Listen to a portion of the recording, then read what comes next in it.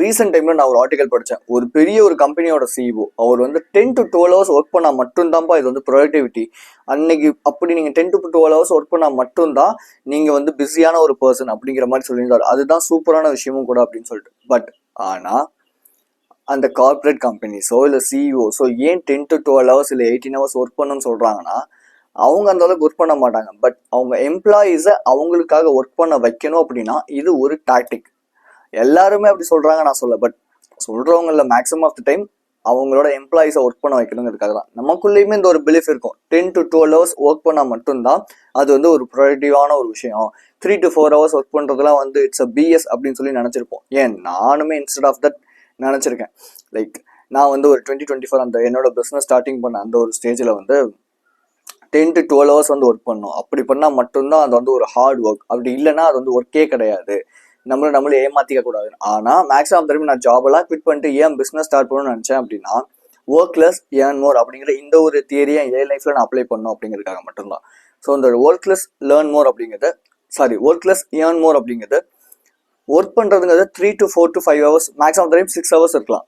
ஆனால் ஏர்ன் பண்ணுறது அப்படிங்கிறது அதிகமாக இருக்கணும் அப்படின்னா, அப்போது இதெல்லாம் நடக்காதா அப்படின்னு கேட்டால் நடக்கும். பிகாஸ் இந்த உலகத்தில் நிறையா பேர் இப்படி ஏர்ன் பண்ணிட்டு இருக்காங்க. இந்த நிறையா பேர் வந்து இந்த 3 to 4 hours 5 hours 6 hours இந்த ஒரு ஜேர்னியை வந்து மேக் பண்ணிட்டு இருக்காங்க இல்லையா.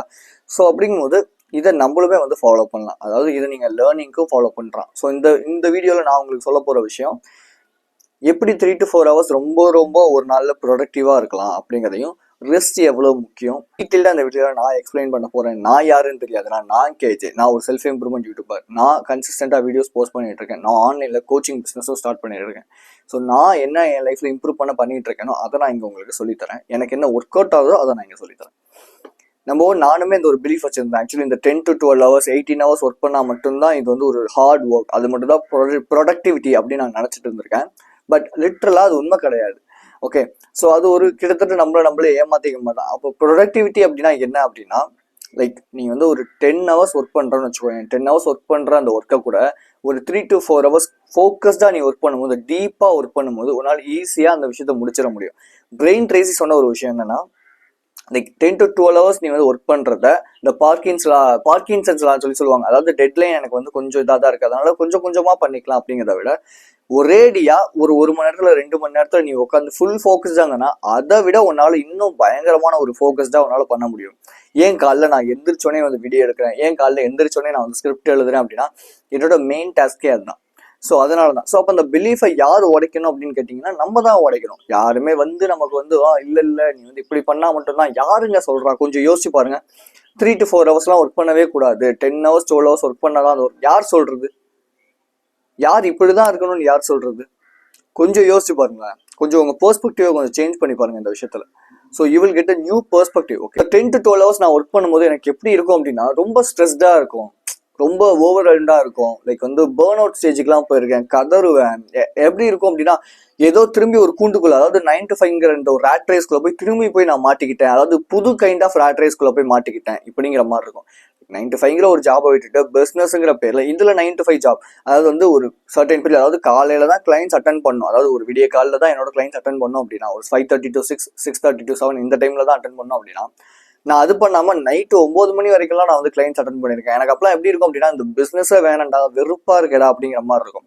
நான் இப்போ ப்ராப்ளி வர கிளைண்ட்ஸ் எல்லா டைமும் சொல்ற விஷயமே, ஏர்லி மார்னிங் தான் அந்த செஷன்ஸ் இருக்கும் அப்படின்னு சொல்லிடுறது. ஸோ அதனால ப்ராப்ளி வரவங்க வருவாங்க, வராதவங்க வர மாட்டாங்க, அது நமக்கு தேவை கிடையாது. பட் ஆனால் இந்த திங் என்ன அப்படின்னா, நீங்க ஒரு பிஸ்னஸோ எந்த ஒரு விஷயமோ ஸ்டார்ட் பண்றீங்க அப்படின்னா, ஒரு 4 to 5 hours தான் நீங்க ஒர்க் பண்ணணும்னு பார்க்கணும். நீங்க அதுக்கு மேல என்னைக்கு நீங்க ஒர்க் பண்ண ஆரம்பிக்கிறீங்களோ, மேபி ஸ்டார்டிங்ல உங்களுக்கு நல்லா இருக்கலாம், பட் போக போக அது உங்களுக்கு ரொம்ப ஒரு இரிட்டேட்டிங் ஃபீலை கொடுக்கும். என்னைக்குமே பணத்துக்காக ஒரு விஷயத்த பண்ணணும்னு நினைக்காங்க. உங்களுக்கு பிடிச்சிருக்கா அதுக்கு நீங்க பண்ணுங்க, அது பிரச்சனை கிடையாது. ஆனா பணத்துக்காக என்னைக்கு நீங்க வந்து உங்களோட டைமையோ உங்களோட வேல்யூவான ஒரு சில விஷயங்களையோ நீங்க வந்து அங்க விட்டு கொடுக்குறீங்க அப்படிங்கும்போது நீங்க கண்டிப்பா டிப்ரெஸ்ட் ஆவீங்க.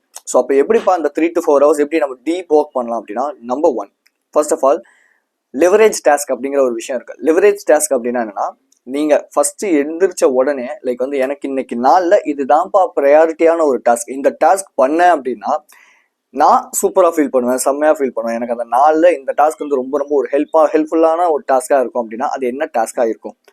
Number 1 task. அதுல ஸோ அப்படி உங்களால ஃபைன் பண்ண முடியல, என்னடா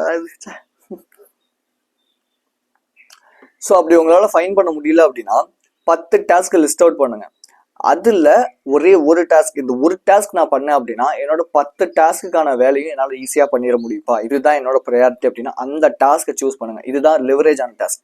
லைக் நீங்கள் வந்து ஒரு 20% ஏதாவது ஒர்க் பண்ண போறீங்க, அது உங்களோட 80% ஏதாவது ரிசல்ட்டை கொடுக்க போகுது அப்படின்னா அதாக தான் இருக்கும். இப்போ லெட்ஸ் சே எனக்கு ஸ்கிரிப்ட் அண்ட் வீடியோ யூடியூப் கேட்கறது, வீடியோ ரெக்கார்ட் பண்ணுறது, இது எல்லாமே. இந்த மாதிரி மேபி படிக்கிற ஸ்டூடெண்ட்ஸாக இருக்கீங்க அப்படின்னா படிக்கிறதா உங்களோட ப்ரையாரிட்டியான டாஸ்க். ஸோ காலைல எந்திரிச்ச உடனே ஃபர்ஸ்ட் ஒரு 20 மினிட்ஸ் நீங்கள் அதுக்கு தான் டெடிகேட் பண்ணணும். 20 மினிட்ஸ் முடிச்ச உடனே நான் ரெஸ்ட் போகலாமா அப்படின்னு கேட்டால் கிடையாது. போயிட்டு கீழே போயிட்டு நான் போயிட்டு என்ன பண்ணுவேன்னா ப்ரஷ் பண்ணிட்டு காஃபி மேக் பண்ணிட்டு மேலே வந்து திரும்பி உட்காந்து ஒரு 10 மினிட்ஸ் கழிச்சு திரும்பி என்னோட 60 to 90 மினிட்ஸ் அடுத்த டைம் பிளாக் வந்து ஸ்டார்ட் பண்ணிடுவேன். ஸோ நெக்ஸ்ட் என்னன்னா டைம் பிளாக்ஸ். டைம் பிளாக்ஸ் அப்படிங்கிறது ரொம்ப முக்கியம். நீங்கள் ஒரு டீப் ஒர்க் பண்ண போறீங்க அப்படின்னா கண்டிப்பாக ஃபர்ஸ்ட் 20 மினிட்ஸ், அடுத்து 60 to 90 மினிட்ஸ், தென் திரும்பி ஒரு 30 மினிட்ஸ், தென் திரும்பி 60 to 90 மினிட்ஸ், இப்படிங்கிற ஒரு 4 hour ஆஃப் ஒர்க் பிளாக்ஸ் வந்து கம்பல்சரியாக இருக்கணும். இடையில இன்டர்வல்ஸ் எவ்வளோக்கு எவ்வளோ ஒர்க் பண்ணுறீங்களோ அவ்வளோக்கு அவ்வளோ ரெஸ்ட் கொடுக்கணும். Rest is equal to creativity. நீங்கள் எந்த அளவுக்கு ரெஸ்ட் கொடுக்குறீங்களோ அந்த அளவுக்கு கிரியேட்டிவாக நீங்கள் மாற ஆரம்பிப்பீங்க. லெட்ஸ் சே எவ்வளோ பெரிய சக்ஸஸ்ஃபுல் பர்சனாக இருந்தாலுமே அவங்க வந்து நிறைய ஓவர்வெல்ம் ஆயிட்டாங்க, லைக் வந்து ரொம்ப பேர்ன் அவுட் ஆயிட்டாங்க, ரொம்ப அவங்களுக்கு வந்து முடியவே இல்லை அப்படிங்கிற அந்த நேரத்தில் கூட என்ன பண்ணுவாங்கன்னா போயிட்டு ஒரு சின்ன ரெஸ்ட், சின்ன ஒரு தூக்கம். Rest in the sense real rest. Real ரெஸ்ட்டுங்கிறது நம்ம வாக் போகிறது, இல்லை ஃபேமிலியோட இப்போ டைம் ஸ்பெண்ட் பண்ணுறது, ஃபேமிலியோட கேம்ஸ் விளையாடுறது, தம்பியோட பேசுறது, இந்த மாதிரி விஷயங்கள் பண்ணுறது எல்லாமே வந்து ரியல் ரெஸ்ட்டில் வந்து வரும். பட் இந்த ரியல் ரெஸ்ட்ல என்ன வரும்னா ஃபோன் எடுக்கிறது, சோஷியல் மீடியா பார்க்கறது, பாட்டு பார்க்கறது, இதெல்லாம் வந்து ரியல் ரெஸ்ட்ல வரும். ஸோ ரியல் ரெஸ்ட் எடுங்க, போங்க, தூங்குங்க, இல்லையா வெளியே போங்க, வாக் போங்க, வெயில் அடித்தாலும் பரவாயில்ல வாக் போங்க, உங்கள் அம்மாட்ட போய் டைம் ஸ்பெண்ட் பண்ணுங்க, உங்கள் ஃபேமிலி கூட பேசுங்க, அப்பா கூட பேசுங்க, இந்த மாதிரி விஷயங்கள் பண்ணுங்க. திரும்பி அந்த நேரத்தில் உங்களுக்கு ஒரு ஐடியா ஒன்று கிரியேட் ஆகும். எதுவுமே பண்ண பிடிக்கல, ஜஸ்ட் அமைதியாக கண்ணை மூடிட்டு உட்காந்துருங்க, டக்குன்னு ஒரு ஐடியா கிரியேட் ஆகும். அந்த ஐடியாவை எடுத்துட்டு வந்து இம்ப்ளிமெண்ட் பண்ணுங்க. ஸோ இந்த மாதிரி நேரங்களில் இதுதான் வந்து கிரியேட்டிவான ஒரு ஐடியா. இப்போ எப்போவுமே என் பக்கத்தில் என்னோட பெட் பக்கத்தில் வந்து ஒரு பேனாவும் நோட்டும் இருக்கும். எனக்கு திடீர்னு ஐடியா தோணுச்சு அப்படின்னா டக்குன்னு உட்காந்து எழுதுவேன். இங்கே பாருங்க, ஃபர்ஸ்ட் ஆஃப் ஆல் நீங்கள் வந்து ஒரு கவுண்ட்ஸ் மேலேயும் இல்லை வந்து எவ்வளோ அமௌண்ட் அப்படிங்கிற இந்த மாதிரியான விஷயங்கள் மேலே நீங்கள் அப்சஸ்ட் ஆனீங்க அப்படின்னா அது உங்களை தேடி வரவே வராது. நீங்கள் எந்த அளவுக்கு ஒரு அமௌண்ட் மேலே இல்லை வந்து இந்த இந்த ஒரு சர்டன் பீரியட், இந்த ஒரு இது இப்படிங்கிறதுக்கு மேலே நீங்கள் அப்சஸ்ட் ஆகுறீங்களோ அது உங்களை விட்டு போய்கிட்டே இருக்கும். இன்ஃபேக்ட் நீங்கள் அதை அட்ராக்ட் பண்ணுறக்கு ஸ்டேஜுக்கு போயிடுங்க. அட்ராக்ட் பண்ணுற ஸ்டேஜ் இந்த சென்ஸ் அபண்டன்ஸ் ஸ்டேஜ்னு சொல்லுவாங்க. லைக் வந்து ஒரு அபண்டன்ஸான ஒரு பர்சன், ஓகேவா, அவன்கிட்ட எல்லாமே இருக்கு அப்படின்னா அவன் எப்படி ஃபீல் பண்ணுவான், அவன் எப்படி நடந்துப்பான், அவன் எப்படி பேசுவான், இது எல்லாமே ரொம்ப முக்கியம். பட் நம்மள நிறைய பேர் என்ன பண்ணுவோம் அப்படின்னா எனக்கு வந்து பணம் வேணும், எனக்கு வந்து வியூஸ் வேணும், எனக்கு வந்து சப்ஸ்கிரைபர்ஸ் வேணும், எனக்கு வந்து இது இருந்தால் தான் கெத்து, அது இருந்தால் தான் கெத்து. ஆனால் அது கிடையாது. ஏன்னா நீங்கள் அந்த தகுதிக்கு வளர்த்துக்கவே இல்லை.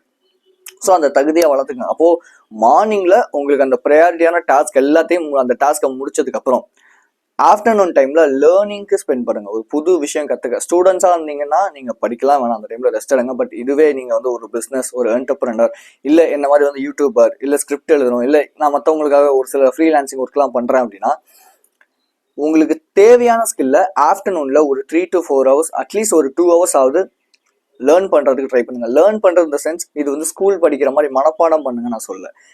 ஒரு புக் எடுங்க, அந்த புக்கில் அந்த விஷயத்தை பற்றி படிங்க, அதை உடனே இம்ப்ளிமெண்ட் பண்ணுங்க. இல்லையா ஒரு 5-6 யூடியூப் வீடியோஸ், லைக் வந்து ஒரு எடிட்டிங்லாம் இல்லாத ஒரு பாட்காஸ்ட் மாதிரி லென்த்தியாக இருக்கிற வீடியோஸ் பாருங்க, அதுலேருந்து ஒரு இன்ஃபர்மேஷன் எடுங்க, அதை எப்படி நம்ம இம்ப்ளை பண்ணலாம் அப்படின்னு சொல்லி இம்ப்ளை பண்ணி பாருங்க.